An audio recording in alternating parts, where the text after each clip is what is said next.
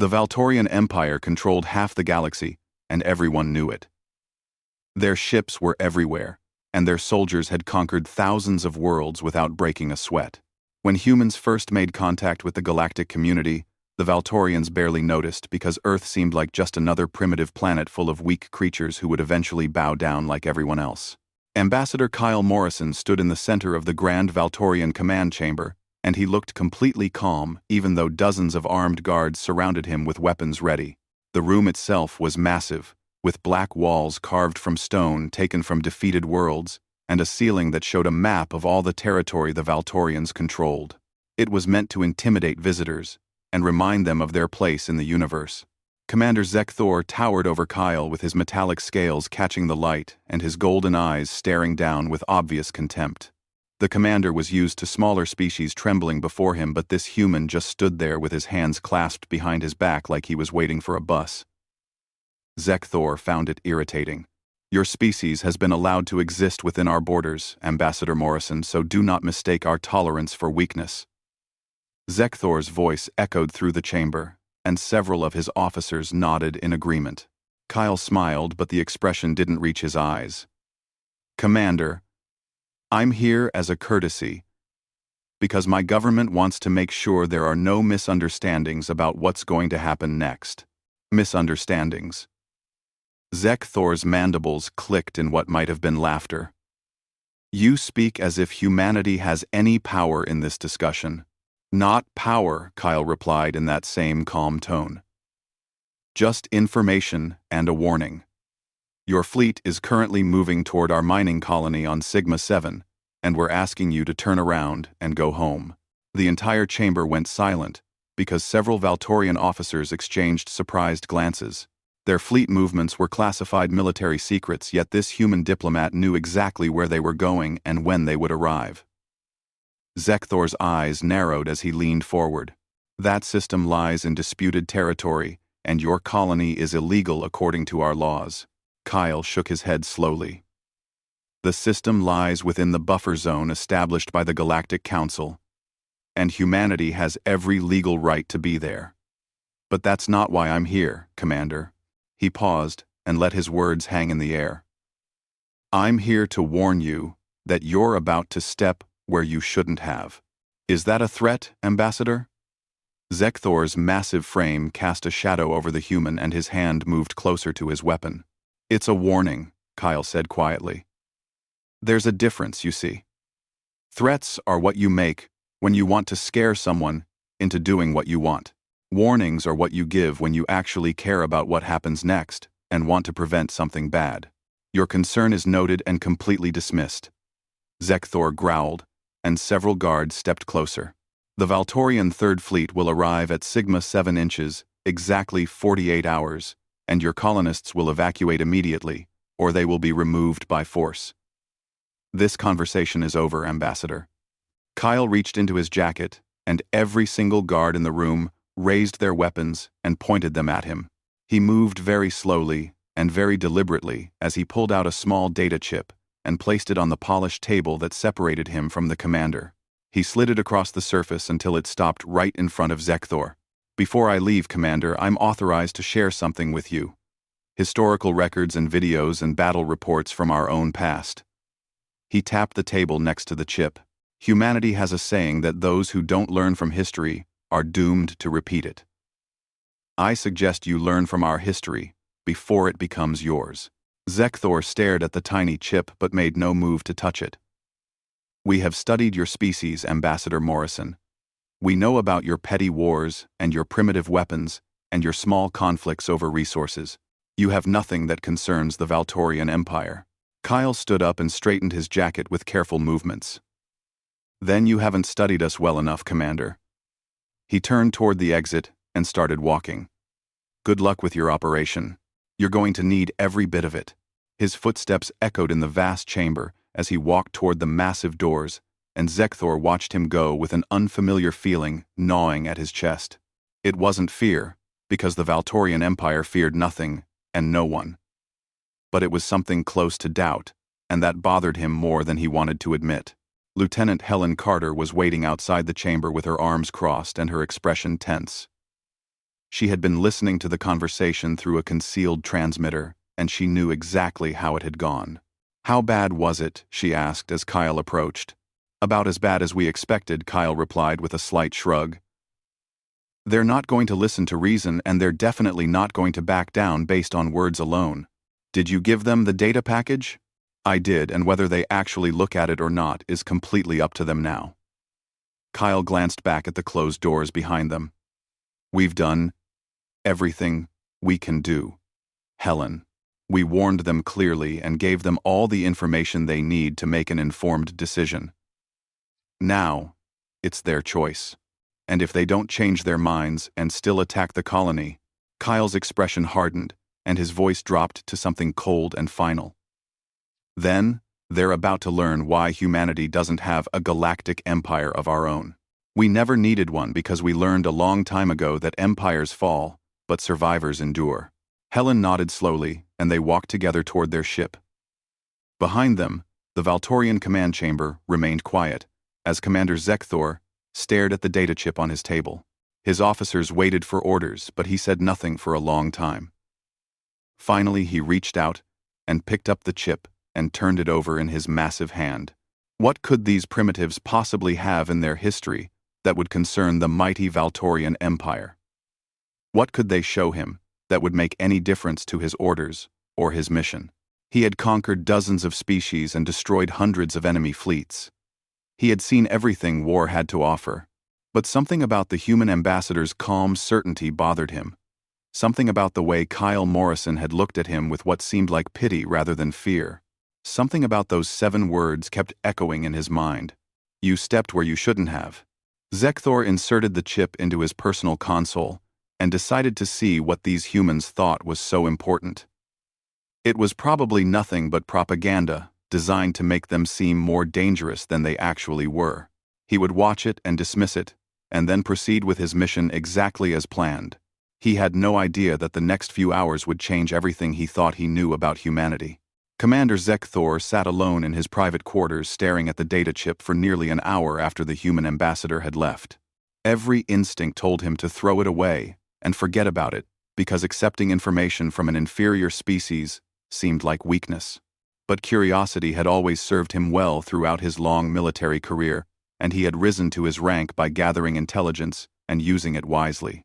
He finally inserted the chip into his command console, and the first file opened automatically. It was labeled simply Earth 1914 to 1918, and what followed made him lean forward in his chair with growing attention.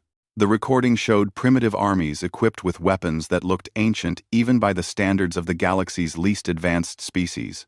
They fought in muddy trenches that stretched across entire continents and used chemical weapons that choked the air and turned battlefields into wastelands of death.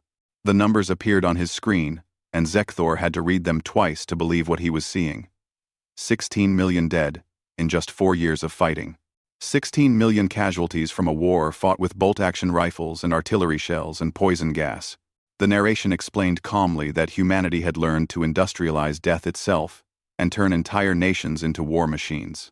The second file was labeled Earth 1939 to 1945, and it was somehow worse than the first. Zekthor watched entire cities burn under incendiary bombs and saw weapons that split atoms and destroyed everything for miles around. The death toll reached 85 million, and the war consumed every continent on the planet. Civilians died by the millions, and soldiers fought in frozen tundra and burning deserts and thick jungles. The footage showed humans fighting humans with a ferocity that seemed almost insane, but it was the third file that made him pause the recording and sit back in shock. Korea, 1950 to 1953, and Vietnam, 1955 to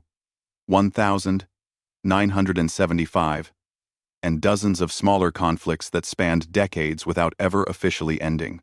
Humans fought wars in mountains and jungles and cities, and they adapted to every environment. They learned from every defeat and came back stronger. They never seemed to stop fighting, even when victory seemed impossible. The fourth file showed more recent history, from after humanity had reached the stars. The Colony Wars, 2157 to 2189, displayed human factions fighting each other across multiple star systems with weapons that would have been impressive even by Valtorian standards. Ships exploded in silent fury, and space stations were torn apart, and entire asteroids were weaponized and thrown at enemy positions. Humans fought humans with the same intensity they had shown on their homeworld. And then came the final file, and Zekthor felt something cold settle in his stomach. The Siege of New Harmony, 2223. He knew about New Harmony because every military commander in the galaxy had heard the story. It was a human colony that had been attacked by the Crythian swarm, which was a species of hive-minded predators that had terrorized the Outer Rim for centuries. The Crythians descended on colonies in overwhelming numbers and consumed everything in their path. They had destroyed hundreds of settlements and killed millions across dozens of species. The recording showed what happened when they attacked New Harmony, and Zekthor watched with increasing disbelief. The colony had only 12,000 civilians, including children and elderly and people who had never held a weapon in their lives. The Crythians came with over 2 million warriors expecting to overwhelm the settlement in days. The colonists held for 8 months. Zekthor watched them turn mining equipment into improvised weapons and food processing plants into explosive factories.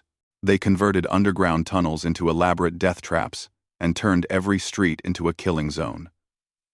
Every building became a fortress, and every room became a last stand.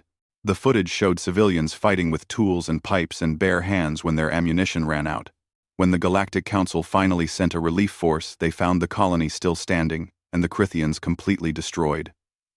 Bodies were piled so high in some streets that vehicles couldn't pass. Of the 12,000 colonists, only 3,000 survived, but they had won. The narrator's voice belonged to a calm human female named Lieutenant Sophie Grant from the historical archives. "Humanity does not have the strongest military in the galaxy," she said, matter-of-factly.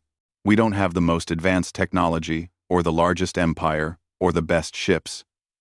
What we have is different. We have the willingness to pay any price and endure any hardship and fight until there is nothing left to fight with. We call it determination. Other species call it madness. We call it survival." The recording ended with a simple message displayed in text. This is not a threat. This is a fact. Humans fight hardest when defending what is theirs. Sigma 7 is ours. Zekthor sat in complete silence for several minutes, trying to process what he had just witnessed. He had fought many species across the galaxy and killed countless enemies and conquered numerous worlds. He knew what warriors looked like and how soldiers behaved and what made armies effective. But this was something completely different. These humans didn't fight like soldiers. They fought like cornered animals with nothing left to lose. He called for his second-in-command, Captain Velmar, who entered with military precision and saluted sharply. "You summoned me, Commander. I want you to watch something," Zekthor said as he transferred the files to Velmar's personal datapad. "Then, I want your completely honest assessment of what you see. Don't tell me what you think I want to hear. Tell me what you actually think." Velmar spent the next 2 hours reviewing the human historical records in an adjacent room, while Zekthor waited and thought about the implications. When his captain finally returned, his expression was troubled, and his scales had shifted to a darker color which indicated stress. "This is propaganda designed to intimidate us," Velmar said, but his voice lacked any real conviction. "They want us to think they're more dangerous than they actually are. Is it effective?" Zekthor asked directly. Velmar hesitated and looked down at his datapad. "If it's accurate, then yes, Commander, it's very effective. These humans fight like nothing I've ever encountered in my career. They don't surrender when the situation is hopeless. They don't negotiate from positions of weakness. They just continue fighting until they either win or everyone is dead." He looked up. "That's not normal behavior for any species I know." "That's exactly what concerns me," Zekthor admitted and gestured at the screen. "I've fought warriors from 100 different worlds, Velmar. I know what courage looks like, and what desperation drives species to do. But this is different. These humans weaponize their own suffering and turn it into strength. What do you recommend, Commander? Zekthor was silent for a long moment as he considered his options carefully. Contact the High Council and send them these files. I want authorization to proceed with our mission, but I also want them to understand exactly what we might be facing if these colonists decide to fight. And if the Council orders us to continue as originally planned, then we follow our orders like good soldiers, Zekthor said firmly. But we do it with our eyes open and our preparations thorough. These humans may be primitive by our technological standards, but they are clearly not weak. That much is absolutely certain. In her quarters aboard the human diplomatic vessel, Lieutenant Helen Carter received an encrypted message from Ambassador Kyle Morrison. They watched the files she read on her screen.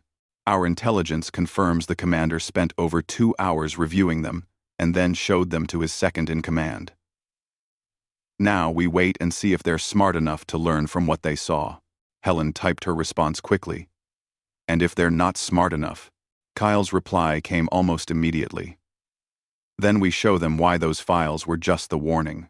The Valtorian Third Fleet emerged from hyperspace at the edge of the Sigma-7 system, exactly 48 hours after Commander Zekthor's meeting with Ambassador Kyle Morrison. 200 warships appeared in perfect formation, and each one was a masterpiece of Valtorian military engineering that had been used to conquer countless worlds. They arranged themselves in a battle pattern that had made entire civilizations surrender without a single shot being fired. On the bridge of the flagship Eternal Dominion, Commander Zekthor watched the tactical display with practiced calm, even though his mind kept returning to the historical files the human had given him. The colony on Sigma-7 was modest, with just 3 domed settlements on a mineral-rich moon that orbited a massive gas giant. Scans showed approximately 5,000 colonists, and a handful of civilian mining vessels, and absolutely no visible military presence of any kind. Standard intimidation protocol, Zekthor ordered to his crew. Full power to shields and weapons because I want them to see exactly what they're facing. The fleet moved forward in perfect synchronized formation, like a wall of steel and firepower that blotted out the stars behind them. It was a sight that had made entire planetary governments evacuate their populations without resistance, and Zekthor had used this tactic dozens of times before with complete success. The communication channel crackled to life with a human voice. Valtorian vessels, this is Colony Administrator Paul Jenkins, and we've received your ultimatum. Before you proceed, I'd like to speak with your commanding officer directly. Zekthor gestured to his communications officer, who opened a visual channel immediately. This is Commander Zekthor of the Valtorian Third Fleet. You have exactly 1 hour to evacuate your colony completely. Any ships or personnel remaining after that time will be destroyed without further warning. On the view screen, Paul Jenkins appeared, and he looked like an ordinary human of perhaps 60 standard years with gray hair and weathered features. He wore simple work clothes rather than any kind of military uniform, and he looked tired but not afraid. Commander, I'm just a mining administrator, he said calmly. I'm not a soldier or a diplomat or anyone important. So I'm going to speak plainly if you don't mind. We're not leaving our homes. Then you and everyone in your colony will die, Zekthor stated as a simple fact. Probably, Paul agreed with a slight nod. But you'll have to come down here and drag us out one by one, because we're not abandoning what we've built. Our families are here, and our children were born here, and some of our friends are buried here. Your emotional attachment to this place is completely irrelevant, Zekthor said coldly. You are outgunned and outnumbered and out of time. Paul smiled, but it was a sad expression. You know, Commander, I grew up on a colony world myself. Place called New Texas, way out in the frontier. When I was just a boy, raiders hit our settlement with military-grade weapons and professional training. We were just farmers and miners with barely 100 people total. We didn't stand a chance against them. Yet you survived to tell the story, Zekthor observed. 37 of us survived, Paul corrected with pain in his voice. Out of 112 total. But we held our ground long enough for help to arrive from a neighboring system. You want to know the last thing my father said before he died defending our home? He looked directly at the camera. He said, "Make them pay for every single inch." A noble sentiment, Zekthor acknowledged. But nobility won't stop my fleet from completing its mission. No, it won't, Paul agreed readily. But you watched Ambassador Morrison's files, didn't you, Commander? You saw what humans do when someone backs us into a corner with no way out. You saw New Harmony and what 12,000 civilians did to 2 million Krithian warriors. Zekthor said nothing, and his silence was answer enough. This colony has mining charges powerful enough to crack asteroids in half, Paul continued. We have industrial equipment that can be weaponized in a dozen different ways. We have tunnel networks that stretch for miles under the surface where your ships can't reach. And we have 5,000 very angry humans who will turn every dome and every corridor and every single room into a battlefield. He leaned forward toward the camera. You'll win eventually, Commander, because you have superior firepower. But how many of your soldiers are you willing to lose? 100. 1,000. More. You overestimate your capabilities. Administrator Zekthor replied. Maybe I do, Paul said. Or maybe you underestimate ours. There's only one way to find out for certain. The channel closed abruptly, and Zekthor sat back in his command chair. Captain Velmar approached from his station with a concerned expression. Commander, he's bluffing, obviously. 5,000 civilians cannot possibly stand against the Third Fleet. Can't they? Zekthor pulled up a tactical analysis of the colony structure on his screen. Look at this, Velmar. Reinforced domes built to withstand meteor impacts and micrometeorite storms. Underground tunnel networks originally designed for mining operations but perfect for defensive warfare. Industrial fabricators capable of producing weapons and ammunition from raw materials. He gestured at the data. They've had 3 full years to prepare and fortify this position. You're suggesting we should avoid this conflict. I'm suggesting we consider the actual cost. Zekthor brought up the New Harmony records again on his personal screen. 12,000 civilians held off 2 million Krithian warriors for 8 months. This colony has 5,000 people. How long could they hold against us? How many soldiers would we lose taking those tunnels room by room and corridor by corridor? The High Council ordered us to remove them, Velmar reminded him carefully. The High Council is not here, Zekthor said slowly. They did not watch these humans fight. They did not see what I have seen in those historical files. He made his decision. Send a message to the Council immediately. Tell them the situation has developed unexpected complexities that they did not anticipate. Request clarification on acceptable casualty levels for this operation. They will view this as hesitation, Commander Velmar warned. Let them view it however they want, Zekthor said firmly. I will not sacrifice my soldiers needlessly when there might be other alternatives available. But even as he sent the emergency message to the High Council, Zekthor already knew what their response would be. The Valtorian Empire did not negotiate with primitive species. It did not show weakness or uncertainty. The Council would order him to proceed with the attack regardless of casualties. And so he began preparing for an assault that he increasingly believed would cost far more than anyone back on the homeworld could possibly imagine. On Sigma, 7 Administrator Paul Jenkins gathered the colony's leadership in the main administrative dome for an emergency meeting. They're stalling, Margaret Sullivan said, and she was the colony's chief engineer. Buying time to plan their assault strategy. Good, Paul replied with a grim smile. Every hour they wait is another hour for our reinforcements to get closer. What reinforcements? Daniel Cruz asked, and he was head of colony security. Earth is 3 weeks away, at maximum speed. The fleet won't arrive in time to help us. Paul smiled, and it was the first genuine smile he'd shown in days. Who said anything about Earth? I sent an emergency message to New Harmony the exact moment the Valtorian fleet entered our system. I contacted the survivors of the siege and the people who held off the Krithians. I told them their fellow colonists needed help desperately. They'll actually come, Margaret asked with hope in her voice. They're already on their way, Paul confirmed. Along with every other human colony within communication range. Turns out, humans take it very personally when someone threatens to destroy our homes. He looked at his people. We just need to hold long enough and make the Valtorians think twice. Show them that we're not easy prey. And if the Valtorians attack before help arrives? Daniel asked quietly. Paul's expression hardened into something cold and determined. Then we do what humans have always done best. We fight, and we make them pay for every single inch. The response from the Valtorian High Council arrived 18 hours later, through an encrypted channel that went directly to Commander Zekthor's personal terminal. He read the message 3 times, and each time his mandibles clicked together in barely suppressed anger at what his leaders were demanding. Proceed with the removal operation immediately. The Empire does not negotiate with primitive species under any circumstances. Acceptable casualty rate is unlimited. Failure to comply will result in your immediate removal from command and court-martial for cowardice in the face of an inferior enemy. Unlimited casualties meant the Council was willing to sacrifice his entire fleet and every soldier under his command, rather than show even the slightest sign of weakness to a species they considered beneath their notice.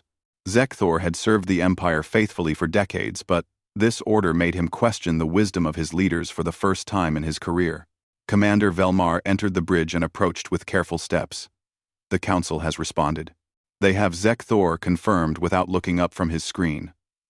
We are ordered to attack with no restrictions on casualties, whether they are colonist casualties or our own losses. The Council doesn't care how many soldiers we lose, as long as we complete the mission. Velmar's scales rippled in a visible sign of distress.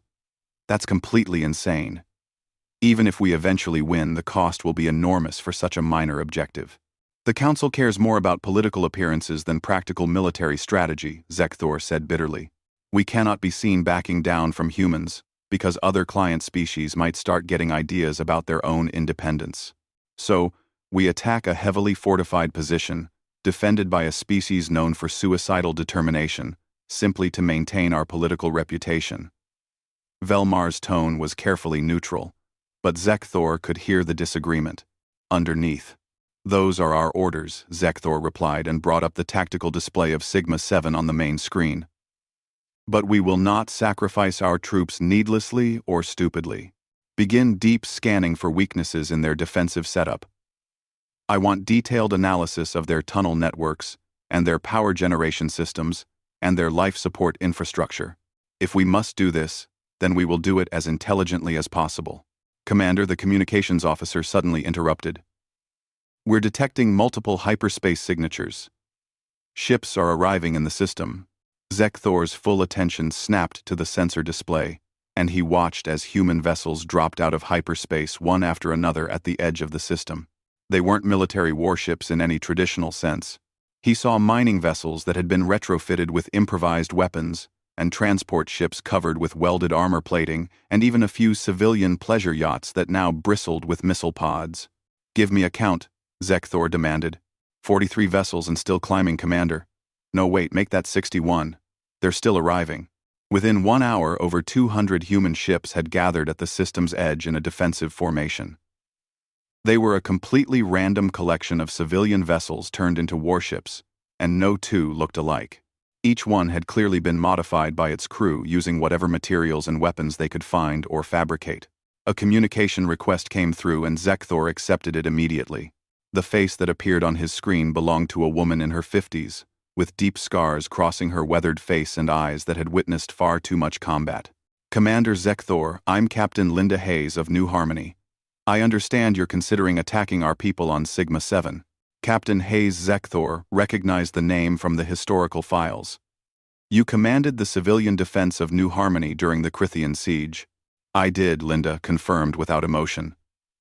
Lost my husband and both my sons and most of my closest friends in that 8-month nightmare. But we held our ground. She gestured off-screen. Every single ship you see here is commanded by someone who survived something similar. We're colonists, Commander. We're miners and farmers and engineers and teachers and shopkeepers. We're not professional soldiers. Then why are you here? Zekthor asked, with genuine curiosity. Because you're threatening our people, Linda said, as if it was the most obvious thing in the universe. When the call went out that Sigma 7 needed help, we came. All of us dropped what we were doing and loaded up our ships with whatever weapons we could manufacture, and we came to help. You cannot possibly hope to defeat the Third Fleet with civilian vessels, Zekthor stated as a fact. You're probably right, Linda agreed readily. Your ships are better armed, and better armored, and crewed by professional trained soldiers. In a straight conventional fight, we would lose badly. She leaned forward toward her camera. But it won't be a straight fight, Commander. We'll target your supply lines, and your communication relays, and your support vessels. We'll use asteroids for cover and booby-trap debris fields, and sacrifice individual ships to take out your larger vessels. We'll fight dirty and fight mean, and fight until there's absolutely nothing left to fight with. The Council has ordered me to proceed with this operation, Zekthor said. I have no choice in the matter. Everyone always has a choice, Linda countered firmly. The question is whether you're willing to accept the consequences of your decisions. She transmitted a data file. This is an official message from Earth's Unified Defense Command. They're very interested in what's happening here. If you attack Sigma-7 or if you attack the civilian fleet that came to defend it, Earth will consider it an act of war against humanity itself. Zekthor opened the file and confirmed it was indeed from Earth's actual military command. The message was crystal clear and used very simple language. Any attack on human civilians would trigger a full military response from Earth's standing military fleet, which would be immediately deployed to Valtorian space. Earth's military is insignificant compared to the Valtorian Empire, Zekthor said. But even he could hear the doubt creeping into his own voice. Is it? Linda asked with a slight smile. Have you actually seen Earth's real military in action, Commander? Because we haven't had a major war in over a century. We've been peaceful and cooperative and focused on exploration and colonization. Do you know what that actually means? Zekthor waited and said nothing. It means we've been building, Linda continued. Stockpiling resources and developing weapons and preparing our defenses. Hoping we would never need any of it, but making absolutely certain we would be ready if we did. Humanity learned a very long time ago that peace is best maintained by being completely prepared for war. You're bluffing, Zekthor said. Maybe I am, Linda smiled, but it didn't reach her scarred face. There's only one way to find out for certain. Give the order to attack, Commander. See what happens next.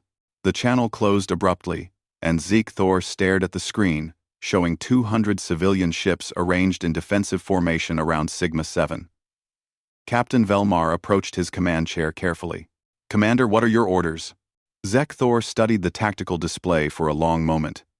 He thought about the historical files Ambassador Kyle Morrison had given him, the endless wars and the stubborn refusal to accept defeat, and the willingness to sacrifice everything rather than submit to conquest. He thought about New Harmony and 12,000 civilians, holding off 2 million warriors. He thought about acceptable casualty rates of unlimited. Send another message to the High Council immediately, Zekthor said slowly. Tell them we have a developing situation that requires their direct personal attention and decision. Commander Velmar's voice held a warning tone. They will not appreciate being questioned twice. I know, Zekthor replied. But I will not sacrifice my fleet and my soldiers and everything I have built to prove a political point against an enemy that refuses to understand when they should be beaten. He gestured at the screen. The humans should have surrendered by now. They should have run away. They should have begged for mercy. Instead, they called for help, and 200 ships answered that call. That tells me everything I need to know. The Council will remove you from command, Velmar warned. Let them, Zekthor said.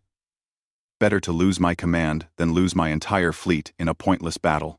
The Valtorian High Council convened in emergency session with their holographic forms gathered in the Grand Chamber on the Imperial homeworld. Commander Zekthor stood before them knowing his military career was probably over, but no longer caring about his personal consequences. His physical form was transmitted across light years of space as the council members stared down at him with obvious displeasure. You dare question our direct orders, High Councillor Krevnal's voice thundered through the chamber and echoed off the walls. You were given a simple, straightforward task, which was to remove a primitive colony. Instead, you hesitate and delay and request pointless clarification. Honored Councillors, Zekthor began and kept his voice steady despite his anger. I request permission to show you exactly what I have shown my officers. To let you see what I have seen with my own eyes. We have no interest in human propaganda, Krevnal snapped dismissively. Then you are making critical military decisions without complete information. Zekthor replied, with unusual bluntness. And you are about to commit the Third Fleet to an action that will cost the Empire far more than you currently understand. The entire chamber fell into shocked silence, because no commander had spoken to the council with such directness in living memory. Several councillors exchanged surprised glances, while others leaned forward with interest. You overstep your authority, Commander Councillor Thexara said coldly. You forget your proper place in our hierarchy. My place is to serve the Empire faithfully, Zekthor countered. And I cannot serve the Empire properly by leading my soldiers into an unnecessary slaughter because the Council refuses to acknowledge basic reality. He transmitted the historical files Morrison had given him. Watch these records. Learn what they show you. Then, decide if you still want to proceed with this operation. The Council had no choice but to review the files because refusing would mean admitting they were making decisions based purely on pride rather than sound military tactics. Zekthor waited patiently as the councillors watched humanity's bloody history unfold before their eyes. He could see their expressions slowly changing as they witnessed the trenches of the First World War and the atomic weapons of the Second and the endless smaller conflicts that followed. When the files finally ended, the chamber remained completely silent for a full minute. Finally, High Councillor Krevnal spoke, and his voice was noticeably subdued. These humans are highly unusual. They are survivors, Zekthor said firmly. They have fought themselves and fought each other, and fought hostile aliens and fought against impossible odds, and they have never learned to accept defeat as permanent or final. He pulled up the current tactical situation. Right now, we face 5,000 colonists and 200 civilian ships. If we attack Sigma-7, Earth's actual military will respond with force. Do you know what Earth's real military looks like, councillors? Enlighten us, Thexara said dryly. Neither do I, Zekthor admitted. Because they haven't shown their true capabilities to anyone in the galaxy. They've kept their actual military strength carefully hidden while their civilian population spreads across dozens of star systems. We see their miners and their traders and their explorers and their colonists. We don't see their professional soldiers or their warships or their strategic weapons. He paused for effect. And that should absolutely terrify us. You suggest we retreat from primitives, Krevnal asked. The Empire does not back down. I suggest we choose our battles based on strategic value rather than stubborn pride, Zekthor replied. Sigma-7 is a mining colony on a worthless moon with little strategic importance. The humans claim it under Galactic Council law, and their claim is arguably legally valid. We could contest it through diplomatic channels, or we could negotiate a settlement, or we could find a dozen different solutions that don't involve military action. The Empire does not negotiate with inferior species, Thexara stated flatly. Then the Empire is behaving foolishly, Zekthor said, and the chamber erupted in outrage. But he pressed forward anyway. The humans gave us multiple warnings. Ambassador Morrison and Administrator Jenkins and Captain Hayes all told us the same basic thing, which was to step back. But we didn't listen. We saw weakness where there was only patience. We saw primitives where there were actually hardened survivors. He brought up the image of New Harmony one final time. 12,000 civilians, councillors. They held off 2 million Crithian warriors for 8 full months. Not trained soldiers or professional warriors or military personnel. Just civilians who were miners and farmers and teachers who decided they would rather die fighting than surrender their homes. He looked at each councillor directly. If we attack Sigma-7, we will eventually win through sheer numbers. But how many ships will we lose in the process? How many irreplaceable soldiers? And what will happen when the rest of humanity decides that the Valtorian Empire is their primary enemy? The council fell silent again as they considered his words carefully. We have ruled this sector for 3,000 years, Krevnal said finally. We have never backed down from any challenge, and never shown weakness to anyone. And that tradition has served the Empire well for all those centuries, Zekthor acknowledged. But traditions must adapt to new realities when circumstances change. This is a completely new reality facing us. Humanity is not like the other species we have conquered in the past. They are not easily intimidated or easily defeated, and apparently not capable of understanding when they should logically quit. He straightened to his full height. I am a loyal soldier, counselors. I follow orders without question. But I am also a commander who cares deeply about his troops and their lives. If you order me to attack, I will attack immediately. But I want it officially on record that I strongly advised against this specific course of action. The council deliberated for 3 long hours, while Zekthor waited in silence. His fate, and the fate of his entire fleet, hung in the balance of their decision. Finally, they returned with their judgment. Commander Zekthor, High Counselor Krevnal spoke with formal ceremony. The council has carefully considered your unusual counsel. We have decided to pursue diplomatic resolution with the human government regarding the Sigma-7 territorial dispute. You will maintain your current position but take absolutely no aggressive action against the colony or the civilian fleet. Zekthor felt relief wash through him, though he was careful not to show any emotion. Thank you, honored counselors. Do not mistake this decision for weakness, Krevnal warned sternly. We are simply choosing the most efficient path forward. There is no glory or profit in fighting an enemy that doesn't recognize when they're beaten. Of course, honored Counselor Zekthor agreed. The connection ended and Zekthor allowed himself 1 moment of private satisfaction. Captain Linda Hayes appeared on his screen looking tired but alert. Commander, have you reached a final decision?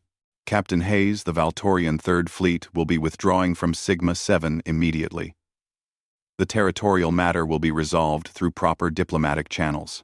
Linda's expression didn't change much, but Zekthor could see the tension leave her shoulders. That's very good to hear, Commander. For a moment there we thought you might not have received our message clearly. Oh, I received the message perfectly, Zekthor assured her. It was delivered quite clearly and multiple times in fact. Just making absolutely sure. Linda smiled slightly. No hard feelings between us. None whatsoever, Zekthor replied honestly. You defended your people with everything you had. I respect that deeply, even if I don't entirely understand your motivation. Understanding comes with time, Commander. Maybe someday, you'll figure us humans out. I seriously doubt that, Zekthor said with complete honesty. But I've learned enough to know that humanity is not an enemy I wish to make. The channel closed, and Zekthor gave the order for the Third Fleet to withdraw from the system. On Sigma-7, Administrator Paul Jenkins watched the Valtorian warships turn away and jump to hyperspace. Around him, the colonists erupted in celebration. Ambassador Kyle Morrison had been watching events unfold from his diplomatic vessel, and he sent an encrypted message to Earth Command. Mission accomplished. The warning was clearly heard and understood. Sigma-7 is completely secure. The response came quickly.